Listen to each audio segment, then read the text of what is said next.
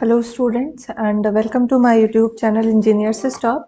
और आज हम लोग देख रहे हैं के मीन्स क्लस्टरिंग क्या होता है, इसका एक न्यूमेरिकल एग्जांपल लेके हम लोग डिस्कस करेंगे। तो इसके पहले हमने मशीन लर्निंग का जो लेक्चर कवर किया है उसमें हमने डिफरेंट क्लासिफिकेशन मेथड्स, मतलब क्लासिफिकेशन किसका पार्ट है, सुपरवाइज लर्निंग का। ठीक है, तो सुपरवाइज्ड लर्निंग के काफ़ी सारे एलिमेंट्स हमने डिस्कस कर लिए हैं, जैसे हमारा डिसीजन ट्री हुआ। इसके अलावा जो हमारा बेसियन क्लासिफिकेशन है ना, बेसियन क्लासिफिकेशन के different variation, base optimal classifier, Bayesian network, ये सारा हमने डिस्कस करा है ना। और इसके अलावा रूल बेस्ड क्लासिफिकेशन मीन्स अभी तक मैक्सिमम पोर्शन जो हमारा है वो हमने सुपरवाइज लर्निंग से रिलेटेड ही डिस्कस करा। तो आज हम लोग स्टार्ट कर रहे हैं फ्रॉम अनसुपरवाइज लर्निंग। और अनसुपरवाइज लर्निंग का एक बहुत इंपॉर्टेंट पार्ट होता है क्लस्टरिंग। बहुत सारे टाइप की क्लस्टरिंग होती है और बहुत सारे क्लस्टरिंग एल्गोरिथम्स हैं, जिसमें से हम आज एक सबसे पहला जो एल्गोरिथम डिस्कस कर रहे हैं दैट इज योर के मीन्स क्लस्टरिंग। बहुत बेसिक, बहुत सिंपल सी एल्गोरिथम है और बहुत इंपॉर्टेंट है from examination point of view in machine learning, right. तो चलिए, सबसे पहले जो मैंने सबसे पहला पॉइंट ऐड किया क्या, कि ये अनसुपरवाइज्ड लर्निंग का पार्ट है। अनसुपरवाइज्ड लर्निंग का पार्ट है, इससे आपको एक चीज तुरंत समझ जाना चाहिए कि जो आप यहाँ पे ट्रेनिंग डेटा यूज करेंगे, है ना, ट्रेनिंग डेटा में जो भी आपको डेटा सेट प्रोवाइड किया जाएगा उसका क्लास या जो टारगेट है वो आपको नहीं दिखाया जाएगा, आपको नहीं पता होगा।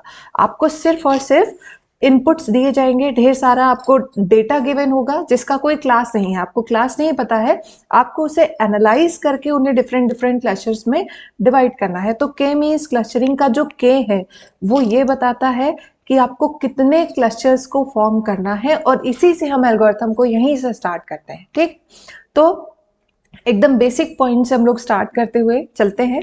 So it is an unsupervised iterative clustering technique. Iterative क्यों है, जब हम एल्गो पे आएंगे तो क्लियर हो जाएगा। ठीक है, इटरेटिव जहां पे हम किसी प्रोसेस को बार बार रिपीट करते हैं, ठीक, तो इसलिए ये इटरेटिव एल्गोरिथम है, इटरेटिव क्लस्टरिंग टेक्निक है। क्यों है, जब हम एल्गो डिस्कस करेंगे तो वहां पे आपको बताएंगे कि कहाँ पे इटरेशन हो रहा है। ठीक है, and it partition the given data set into के प्री डिफाइंड डिस्टिंक्ट क्लस्टर्स। के जो आपका के मीन्स क्लस्टरिंग, के आपका एल्गोरिथम है, के मतलब एल्गोरिथम में ही लिखा हुआ है के मीन्स क्लस्टरिंग। तो आपको जो प्रॉब्लम दिया जाएगा उसमें आपको कितने क्लस्टर्स फॉर्म करने के, अगर के की वैल्यू 2 है तो इसका मतलब 2 क्लस्टर फॉर्म होंगे, के की वैल्यू 3 है तो आपके 3 क्लस्टर्स, के की वैल्यू 5 है तो 5 clusters, right. And cluster is defined as collection of data points exhibiting certain similarities. ठीक है, कुछ सिमिलैरिटीज के बेसिस पे हम क्लस्टर्स को फॉर्म करते हैं। अब ये सिमिलैरिटी हम किस तरह से मेजर करेंगे ये डिपेंड करता है, पर फिलहाल हम यहाँ पे हम डिस्टेंस के बेसिस पे ये डिसाइड करेंगे कि कौन सा क्लस्टर कहाँ कहाँ सिमिलैरिटी आ रही है, right. So it partition the data set such that each data point belong to a cluster with nearest mean, and data points belonging to one cluster having high degree of similarity and data points belonging to different cluster have high degree of dissimilarity। ठीक है, तो जैसे आप इसको देखिए, ये जो हमारा डायग्राम है इससे काफी चीजें ज्यादा क्लियर होगी। देखिए एक सेकेंड, हाँ, तो हम क्या कर रहे हैं, जब आपके पास, जब तक आपने क्लस्टरिंग नहीं की थी, आपको जो डेटा सेट गिवन था ये कुछ ऐसा था। देखिए आपके पास डेटा पॉइंट्स है ढेर सारे, हम उन्हें क्लस्टर के बेसिस पे डिवाइड कर रहे हैं। तो हमने 3 क्लस्टर बनाए हैं, हियर वैल्यू ऑफ के इज इक्वल्स टू 3, 3 क्लस्टर हमने बनाए। अब हम क्या कह रहे हैं कि जो भी एलिमेंट्स या जो भी डेटा पॉइंट किसी एक पर्टिकुलर क्लस्टर से बिलोंग करेंगे उसमें जो सिमिलैरिटी होगी वो ज्यादा होगी। ठीक है, अगर आप डिफरेंट क्लस्टर के डेटा पॉइंट्स को आप देखेंगे तो उनके बीच में डिससिमिलैरिटी होगी, वो एक दूसरे से काफी डिफरेंट होंगे। ठीक है, बहरहाल हम लोग एल्गोरिथम पे आते हैं तो उससे चीजें और क्लियर हो जाएंगी। तो सबसे पहले स्टेप बाय स्टेप हम लोग देख लेते हैं कि के मीन्स क्लस्टरिंग आपका काम कैसे करेगा। तो सबसे पहले first step is to choose the number of cluster, कि के की वैल्यू आपको डिसाइड करना है कि आपको कितने क्लस्टर्स फॉर्म करने हैं। जब आपको कोई प्रॉब्लम दिया जाता है तो उसमें के की वैल्यू पहले ही दे दी जाती है कि आपको इतने क्लस्टर्स बनाने हैं। ठीक है, या फिर कुछ आपके पास कुछ मेथड्स हैं जो हम लोग बाद में डिस्कस करेंगे, तो जब प्रॉब्लम आएगी तो उसी के साथ हम लोग देख लेंगे। ठीक है, तो सबसे पहले आपको के क्लस्टर्स फॉर्म करने थे, और मोस्ट ऑफ द टाइम जो हम के की वैल्यू लेते हैं वो ऑड लेके चलते हैं। ठीक है, randomly select any k data points as cluster centres. ठीक है, तो आपके पास जो भी डेटा पॉइंट्स गिवन है, जो आपको ट्रेनिंग डेटा दिया है, ठीक है, मान लीजिए जो ट्रेनिंग डेटा है उसमें से के कितने क्लस्टर्स बनाने थे, हमें क्लस्टर्स बनाने हैं के, मान लीजिए हम ये वैल्यू लेके चलते हैं 3, ठीक है, हमें 3 क्लस्टर्स बनाने हैं। तो आपको मान लीजिए जो डेटा सेट दिया हुआ है उसमें 10 डेटा पॉइंट्स है, ठीक है। इनमें से हम क्या करेंगे, हम 3 डिफरेंट पॉइंट्स को सेलेक्ट कर लेंगे, ठीक है। हम यहां से, ये हमारा इनिशियलाइजेशन है, हम कुछ रैंडम सिलेक्शन करेंगे, 3 पॉइंट्स को सिलेक्ट करेंगे एज क्लस्टर सेंटर, ठीक है, क्योंकि अभी हमारे पास कोई क्लस्टर नहीं है तो रैंडमली हमें एक क्लस्टर सेंटर को सेलेक्ट करना होगा। तो जितने क्लस्टर आपको बनाने हैं उतने हम डिफरेंट मीन वैल्यू को अज्यूम कर लेंगे। 3 डिफरेंट पॉइंट्स को सिलेक्ट कर लिया हमने। एंड किस तरह का सिलेक्शन होना चाहिए, select the cluster centre in such a way that they are as further as possible from each other, ठीक है, उनका जो डिस्टेंस हो कोशिश करना चाहिए। बहरहाल हम जब प्रॉब्लम सॉल्व करते हैं तो हम रैंडम सिलेक्शन करते हैं, we are not going to measure how far the points from each other, right. तो यहाँ पे कोशिश ये करनी चाहिए कि पॉइंट्स एक दूसरे से दूर हो। कितने पॉइंट्स रैंडमली सेलेक्ट करने हैं, जितने आपको क्लस्टर्स फॉर्म करने हैं। ये हो गया हमारा स्टेप 2, ठीक। अब नेक्स्ट आते हैं स्टेप 3। अब आपको क्या करना है, जितने भी डेटा एलिमेंट्स हैं, ठीक है, मैंने क्या कहा, 3 को सेलेक्ट करा, 1 2 एंड 3, मैं इसको नेम दे 1 2 3, ठीक। अब हम क्या करेंगे, आपके पास डेटा पॉइंट्स कितने थे, 10, ठीक है। अब जैसे जैसे मैं इसकी नंबरिंग करूँ 1 2 3 4 5 6 7 8 9 10, इन सब का, ये जितने भी डेटा पॉइंट्स हैं, है ना, इन सब का हम हर एक से, हमारे पास कितने क्लस्टर सेंटर हमने सेलेक्ट किए, 1 2 एंड 3, 1 का हम डिस्टेंस निकालेंगे, ठीक है। डिस्टेंस कैसे निकालेंगे वो हम बात करते हैं, पर 1 का हम मान लीजिए 1 का हम मीन नंबर 1 से डिस्टेंस निकालेंगे, 2 से डिस्टेंस निकालेंगे एंड 3 से डिस्टेंस निकालेंगे, ठीक है। अब जिसके लिए भी, जिस क्लस्टर के लिए डिस्टेंस सबसे कम आएगा, 1 को हम उसी क्लस्टर में पुट कर देंगे। जैसे हम एक एग्जांपल लें कि हम ऐसा करते हैं, मान लीजिए 1 और ये जो पॉइंट नंबर 1 है और जो हमने मीन सेलेक्ट किया है M1 मान लेते हैं, M1 M2 एंड M3, ठीक है। तो इसका डिस्टेंस आया 1, इसका डिस्टेंस आया 2 और इसका डिस्टेंस आया 0.5। तो देखिए मिनिमम डिस्टेंस हमें 1 का कौन से मीन से मिल रहा है, ये जो मीन नंबर 3 है, तो हम इसको कौन से 1 को कौन से क्लस्टर में पुट करेंगे, M3 के पास ले जाके रखेंगे, ठीक है। इसी तरह 2 का हम डिस्टेंस निकालेंगे, एक सेकेंड इसको थोड़ा क्लियर कर ले तो सही रहेगा। अब मान लीजिए हमने 2 से डिस्टेंस निकाला, हमारा ये M1 है M2 है, 2 से M1 का डिस्टेंस, M2 का, फिर M3 का, और जिससे हमें मिनिमम डिस्टेंस मिलेगा, मान लीजिए ये 2 है, ये 3 है, ये 1 है, मिनिमम डिस्टेंस हमें किसका मिला, M3 से मिला। तो 2 कौन से वाले क्लस्टर में जाएगा, M3 के पास जाएगा, एंड सो ऑन। हर एक एलिमेंट का जितने भी आपने मीन सेलेक्ट किए, रैंडम जो पॉइंट सेलेक्ट किए हैं, सबसे डिस्टेंस निकालेंगे, ठीक है, और जिससे मिनिमम डिस्टेंस आएगा उसी को उसी वाले क्लस्टर में हम उससे ले जाके रख देंगे, ठीक। अब देखिए हम पॉइंट्स रीड करते हैं कि क्या है स्टेप, ठीक है, इसको किस तरह से स्टेप एल्गोरिथम में फ्रेम किया गया है। कह रहे हैं कि calculate the distance between each data point and each cluster centre. हमने कितने क्लस्टर सेंटर सेलेक्ट किए हैं, फॉर एग्जांपल हमने 3 सेलेक्ट किए हैं या फिर के है, ठीक है। तो ये जितने के आपने मीन सेलेक्ट किए हैं, हर एक डेटा पॉइंट से आप उसका डिस्टेंस निकालेंगे। अब डिस्टेंस कैसे निकलेगा, मैक्सिमम टाइम जब आपके पास कोई न्यूमेरिकल नंबर के फॉर्म में वैल्यू रहती है तो हम उसके लिए यूक्लिडियन डिस्टेंस यूज करते हैं, ठीक है। अगर आपको कोई मेथड नहीं दिया है तो आप यूक्लिडियन डिस्टेंस को यूज करिए। अदरवाइज आपको जब क्वेश्चन दिया जाएगा तो डिस्टेंस फंक्शन वहां पे मेंशन किया जाएगा कि डिस्टेंस कैलकुलेट करने के लिए आपको ये वाला फंक्शन यूज करना है, राइट। तो the distance may be calculated either by using given distance function और by using Euclidean distance formula, और भी बहुत सारे मेथड्स हैं, ठीक है। जो आपको कहा जाएगा, जो आपको कहा जाए ये मेथड यूज करिए तो आप वही अप्लाई करेंगे। हमेशा आपको यूक्लिडियन डिस्टेंस नहीं लेना है, जो प्रॉब्लम में गिवन होगा उसी हिसाब से हम आगे प्रोसीड करेंगे, राइट। अब step number 4, assign each data point to some cluster. और कैसे, हर डेटा पॉइंट को हम किसी क्लस्टर में कैसे मतलब असाइन करेंगे, जहां पे मिनिमम डिस्टेंस मिलेगा। A data point is assign to that cluster whose center is nearest to that data point, right. और यही हमने आपको समझाया कि हमने मान लीजिए 3 मीन लिए M1, M2 एंड M3 और हमारे पास 1 to 10 डेटा पॉइंट्स हैं, तो हर एक का तीनों मीन से डिस्टेंस निकाला, जहां से हमें मिनिमम डिस्टेंस मिला उसी वाले क्लस्टर में हमने रख दिया। मान लीजिए K5 है मेरे पास, मतलब ये एलिमेंट नंबर 5 है, इसका हमने तीनों से डिस्टेंस निकाला, सबसे नजदीक कौन सा है, नियरेस्ट कौन है M2, तो ये कौन से वाले में जाएगा, M2 में। ठीक है, एग्जाम्पल करेंगे तो और क्लियर हो जाएगा। इतना काम हमने कर लिया। अब एक काम हो गया कि जब हमने एक बार हर एक पॉइंट से, हर एक मीन से डिस्टेंस निकाला, तो मिनिमम डिस्टेंस के बेसिस पे सबको कोई ना कोई क्लस्टर अलॉट हो गया। ठीक, अब जैसे ही सारे एलिमेंट्स आपको किसी ना किसी क्लस्टर में सेट हो गए, as I have assigned each data point to some cluster on the basis of distance. ठीक है, जो नियरेस्ट वाला है हमने उसमें उठा के उसको रख दिया। ठीक, अब क्या करेंगे, recompute the centre of newly formed cluster. हम फिर से मीन कैलकुलेट कर, अब जो क्लस्टर फॉर्म हुआ है इसका हम मीन निकालेंगे और इस प्रोसेस को हम फिर से रिपीट करेंगे। देखिए, the centre of cluster is computed by taking mean of all the data points contained in that cluster. जैसे अब यहाँ पे 4 पॉइंट आए, यहाँ पे 4 पॉइंट आए, यहाँ पे 2 पॉइंट आए, इसी के बेसिस पे हम सबका क्या करेंगे, मीन कैलकुलेट करेंगे, या एवरेज जैसे आप फाइंड करते हैं, हमने वो फाइंड करना है। और उसके बाद ये जो प्रोसेस हमने स्टार्ट किया था फ्रॉम स्टेप नंबर 3, ये हम फिर से रिपीट करेंगे। Let me come to the algorithm.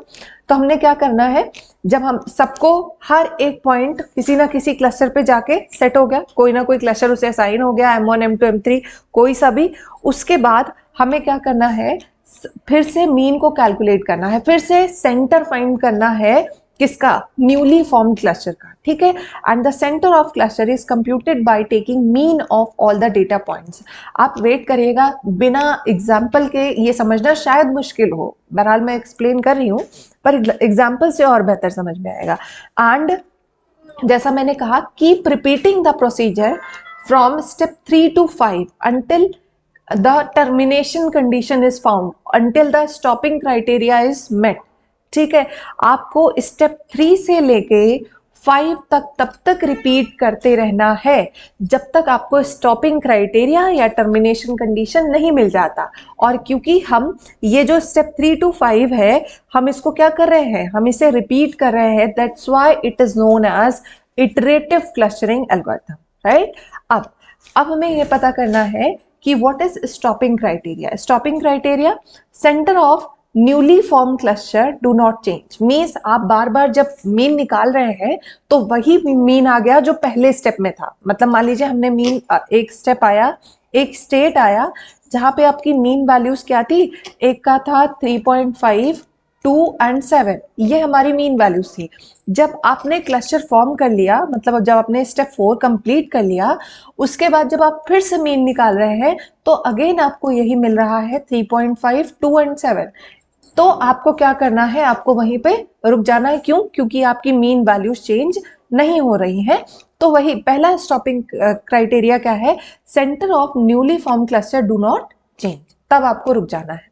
And data points remain present in the same cluster and maximum number of iteration are reached. ठीक है, तो देखिए, एक कि आपका मीन नहीं चेंज हो रहा है, दूसरा जो डेटा पॉइंट्स, मान लीजिए इटरेशन 2 में जो डेटा पॉइंट्स क्लस्टर 1 में थे, जो डेटा पॉइंट 2 में थे, 3 में थे, जब आप थर्ड इटरेशन पे आ रहे हैं तो सेम डेटा पॉइंट्स क्लस्टर में बिलोंग कर रहे हैं, तब भी आपको रुक जाना है। या फिर अगर आपको क्वेश्चन में गिवन है कि आपको 2 इटरेशन, 3 इटरेशन कितनी बार करना है, उतना आपने कर लिया, उसके बाद आपको रुक जाना है। तो ये आपका के मीन्स क्लस्टरिंग एल्गोरिथम था। ठीक है, अब हम लोग आते हैं फट से क्वेश्चन पे। ठीक है, चलिए क्वेश्चन देखते हैं। सो क्वेश्चन है, cluster the following 8 points with X Y representing the location into 3 cluster. आपको के की वैल्यू गिवन है, के इज इक्वल टू व्हाट, 3।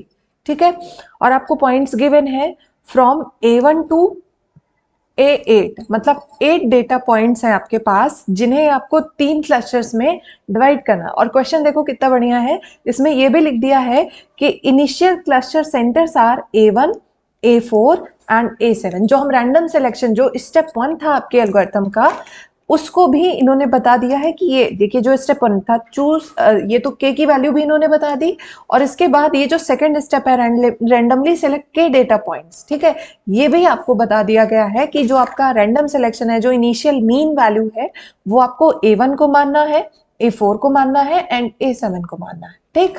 और क्वेश्चन में ये भी बताया है कि आपको डिस्टेंस कैसे कैलकुलेट करना है। अपना फॉर्मूला इन्होंने गिवन मतलब दे रखा हुआ है, distance between A and B is equal to x2 minus x1 plus y2 minus y1।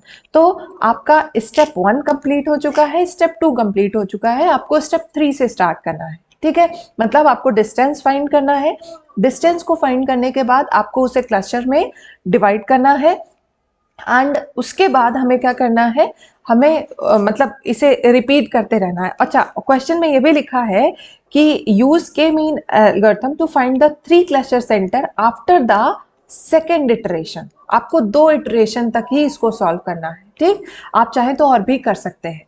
तो सबसे पहले 2 स्टेप हो चुके हैं, के की वैल्यू हमें गिवन है, के इज इक्वल टू 3, और इनिशियल वैल्यूज जो आपको जो क्लस्टर 1, 2 और 3 उसका जो सीड पॉइंट है या सेंटर जो है वो आपको ऑलरेडी गिवन है, ठीक। हमारे पास पॉइंट कितने हैं, A1 A2 से लेके A8 तक 8 पॉइंट्स हैं, ठीक है। तो हमें क्या करना है, डिस्टेंस फाइंड करना है। तो डिस्टेंस का फॉर्मूला आपको बताया था x2 minus x1 and y2 minus y1। तो A1 और C1 का डिस्टेंस, मैं एक एग्जांपल दे रही हूँ, उसके बाद ये सारी चीजें टेबल में ऐड करी हुई है। तो A1 और C1 का डिस्टेंस देखते हैं कैसे फाइंड करना है। अब देखिए ये क्या है, आपका x1 है, y1 है, और ये है x2 एंड y2, ठीक है। तो x2 माइनस x1 निकाला तो ये क्या बन जाएगा, 2 minus 2 and y2 minus y1 10 minus 10, ठीक है। तो ये आपका क्या आ जाएगा, डिस्टेंस 0 आ रहा है। तो देखिए A1 जो है, A1 का देखिए सारा इसको सेट कैसे किया गया, पहले आप ये टेबल समझो। डिस्टेंस कैसे कैलकुलेट करना है ये बता दिया। अब देखो जो आपका पॉइंट नंबर A1 है, ठीक है, उसका क्लस्टर 1 से क्या डिफरेंस है, 0 है। क्लस्टर 2 से क्या डिफरेंस है, 5 है। और क्लस्टर 3 से डिफरेंस क्या है, 9 है, C1, ठीक है। A1 का जो क्लस्टर जो आपने बनाया है, देखिए क्लस्टर 1 जो है C2 एंड C3, हमें क्या करना है, हर एक पॉइंट से हम डिफरेंस निकालते हैं सारे क्लस्टर का। तो अगर हम इसका डिस्टेंस निकाल रहे हैं A1 से, है ना, C1 C2 C3, अब इसका डिफरेंस देखो, 1 से 0 आ रहा है, 5 आ रहा है, 9, तो मिनिमम कौन सा है, 0 है, ऑब्वियस सी बात है ना। तो ये जो A1 है वो कौन से क्लस्टर में जाएगा, क्लस्टर नंबर 1 में। इसी तरह देखिए A2 के लिए जब हमने डिस्टेंस, फॉर्मूला हमें यही यूज करना है, तरीका मैंने बता दिया है। अब A2 का जो डिस्टेंस है क्लस्टर 1 से 5 है, 2 से 6 है, 3 से 4 है, तो मिनिमम डिस्टेंस 4 है, तो इसे कौन सा क्लस्टर, 3 अलॉट हो रहा है। इसी तरह A3 से देखो मिनिमम डिस्टेंस क्या मिल रहा है, 12, 7 एंड 9, तो इसको क्या अलॉट होगा, 2 अलॉट होगा, तो ये हो गया C2। आप इसको कैलकुलेट करके चेक भी कर सकते हैं, ठीक है। A4 का डिस्टेंस देखिए, क्लस्टर 1 जो क्लस्टर पॉइंट देखिए 2, 10 लिखा है, सेंटर क्या है, 2, 10 है, 5, 8 है एंड 1, 2 जैसा आपको क्वेश्चन में दिया हुआ था। तो ये हुआ 5, 0 एंड 10, तो मिनिमम डिस्टेंस 0, तो कौन सा cluster, cluster number 2 and so on. इसी तरह हमने किया हुआ है, देखिए मिनिमम डिस्टेंस यहाँ से आप डायरेक्ट देख लीजिए 5 है, तो इसका मतलब C2 अलॉट होगा।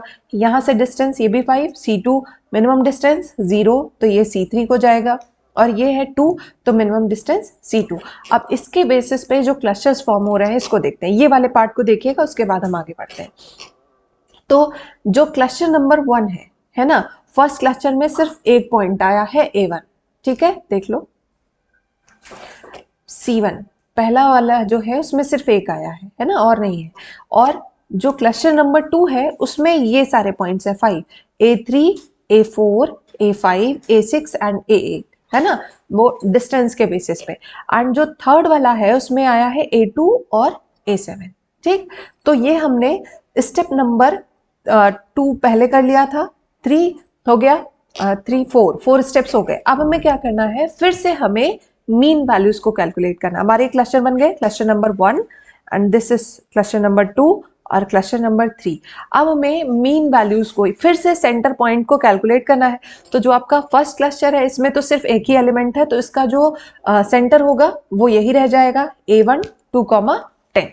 ठीक, अब जो सेकंड क्लस्टर है इसका हमें फिर से क्या करना पड़ेगा, मीन निकालना पड़ेगा। अब देखिए सारी x वैल्यूज को ऐड करके 5 से डिवाइड करेंगे और सारी y वैल्यूज को, तो सारी x वैल्यूज क्या है, ये है 8 + 5 + 7 + 6 एंड 4 ऐड करा अपॉन 5, और y वैल्यूज क्या है, ये वाली है 4 8 5 9 4, 4 8 5 9 4 अपॉन 5।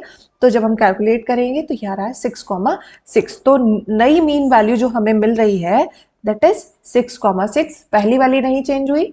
अब दूसरा, अब इसको कैसे करना है ये आपको क्लियर है, 2 + 1/2 कॉमा इन दोनों को ऐड करके, है ना, और 5 + 2/2। तो आपको जब इसको फाइंड करेंगे तो ये आपका बनेगा 1.5 एंड 3.5। तो यहाँ पे आपका फर्स्ट इटरेशन कंप्लीट हो जाता है। जब आप पहली बार मीन वैल्यू को कैलकुलेट करते हैं, है ना, एक क्लस्टर फॉर्म करने के बाद, मतलब रैंडम हमने पॉइंट सेलेक्ट किया, डिस्टेंस फाइंड किया, क्लस्टर बन गए हमारे। उसके बाद जब हम पहली बार सेंटर को कैलकुलेट करते हैं, मीन वैल्यू को कैलकुलेट करते हैं यूजिंग दिस मेथड, तो हमारा पहला इटरेशन कंप्लीट होता है। अब हमें स्टेप 3 to 5 रिपीट करना था, इटरेशन 2 फिर से हमें डिस्टेंसेस को फाइंड करना होगा। तो अब देखिए जो सेंटर वैल्यूज है वो चेंज हो गई है। क्लस्टर 1 के लिए 2, 10 और इसके लिए 6,6 एंड ये हमारा 1.5, 3.5, यही तो हमने कैलकुलेट करा था। ये हमारा था 2 10 6 6 एंड 1.5 3.5। ठीक है, अब देखिए फिर से हमने डिस्टेंसेस जैसे बताया था, A1 इससे हमने डिस्टेंस निकाला, तरीका आपको पता है, जो आपको डिस्टेंस फंक्शन दिया रहेगा उसी बेसिस पे आप कैलकुलेट करेंगे। ये x1 मानते हैं, इसको x2 मानते हैं, सॉरी x1 y1 ऐसे करके करना है, और मॉड का फंक्शन लगा हुआ है तो पॉजिटिव नेगेटिव का फर्क नहीं पड़ेगा। ठीक है, अब ये हमारा मिनिमम डिस्टेंस C1, तो ये C1 को अलॉट हुआ। फिर यहाँ पे मिनिमम डिस्टेंस क्या है, 2 C3 को अलॉट हुआ। फिर मिनिमम डिस्टेंस कौन से क्लस्टर से मिल रहा है, 4 से, तो C2 एंड सो ऑन। देखिए minimum distance 3 C2, minimum 2 C2 2 C2 and यहाँ पे मिनिमम क्लस्टर 3 C3 हो गया, और यहाँ पे देखिए ये 3 आ गया। तो हमारे पास देखिए क्लस्टर क्या बन रहे हैं। कंप्यूटेशन थोड़ा लेक्चर बहुत ज़्यादा लंबा ना खींचे, इस वजह से थोड़ा सा कैलकुलेशन पहले से करके रखा हुआ है। ठीक है, तो पहले क्लस्टर में अब देखिए यहाँ पे चेंज हुआ, यहाँ पे 2 पॉइंट्स आए हैं, यहाँ पे 4 पॉइंट्स हुए, और यहाँ पे 2 पॉइंट्स हैं। ठीक है, अब फिर से हमें क्या करना है, ये हमने क्लस्टर्स फॉर्म हो गए। अब हमें फिर से क्या करना है, सेंटर्स को कैलकुलेट करना है। तो सेंटर कैसे कैलकुलेट करते हैं, 2 + 4 अपॉन 2, 10 + 9, सॉरी 19 नहीं, मैंने ऐड कर दिया, अपॉन 2। ठीक है, तो यही हमारा तरीका है, जितने नंबर ऑफ एलिमेंट्स है उसी से हमने डिवाइड कर दिया। मीन जैसे आप एवरेज निकालते हैं सिंपल सा, तो ये हमारा जो सेंटर पॉइंट बना दैट इज 3,9.5। अब क्लस्टर नंबर 2 के लिए देखिए, सेंटर निकालना है तो 8 + 5 + 7 + 6 अपॉन 4 यही होगा, कॉमा y के लिए 4 + 8 + 5 + 4/4। फिर हमारा ये आंसर आ रहा है। और क्लस्टर 3 के लिए हमने क्या करना है, इन दोनों को ऐड करेंगे, 2 + 1 अपॉन 2, 5 + 2 अपॉन 2। ठीक है, अब हमें 3 डिफरेंट पॉइंट्स मिल गए हैं। देखिए ये हमारा हुआ mean 1, mean 2 and mean 3, cluster 1 2 and 3। और जितनी बार आप मीन को कैलकुलेट करते हैं वहीं पे आपका एक इटरेशन कंप्लीट होता है। एक हम ऑलरेडी कर चुके हैं एंड ये हमारा क्या हो गया, इटरेशन 2 भी कंप्लीट हो गया। और क्वेश्चन में ये क्लियरली लिखा था कि आपको 2 इटरेशन के बाद बताना है कि मीन वैल्यूज क्लस्टर की क्या आ रही है। तो क्लस्टर नंबर 1 के लिए मीन वैल्यू 3,9.5, ये देखो एक सेकंड, देखो 3,9.5। क्लस्टर नंबर 2 के लिए 6.5, 5.25 ये मिल रही है, और क्लस्टर 3 के लिए 1.5 एंड 3.5। अगर आपको और भी इटरेशंस करने हैं तो फिर से हम डिस्टेंस कैलकुलेट करेंगे, क्लस्टर फॉर्म करेंगे, फिर से मीन कैलकुलेट करेंगे एंड सो ऑन, जब तक आपको आपका स्टॉपिंग क्राइटेरिया नहीं मिल जाता है, या 3 कंडीशन जो है ना वो उनमें से कोई एक जब तक सेटिस्फाई नहीं हो जाती तब तक आप उसको ये स्टेप्स रिपीट करते रहेंगे। क्योंकि आपका ये कैसा एल्गोरिथम है, इटरेटिव क्लस्टरिंग एल्गोरिथम है। और हमने किस तरह से सॉल्व किया है, हमने किया है maximum number of iterations are reach, जैसा हमारे क्वेश्चन में लिखा हुआ था। 2 इटरेशन करना था, हमने कर लिया। आप इन दोनों में से किसी एक को फॉलो कर सकते हैं अगर आपको नंबर ऑफ इटरेशंस नहीं गिवन है। ठीक है, तो ये था हमारा के means clustering algorithm. I hope आपको क्लियर हुआ होगा। अगर आप कोई डाउट है तो कमेंट करिएगा, और जब तक न्यूमेरिकल की प्रैक्टिस नहीं करेंगे तब तक नहीं समझ में आएगा, तो एक दो क्वेश्चन जरूर प्रैक्टिस कीजिएगा। That's all for today. Thank you, keep watching. Thank you.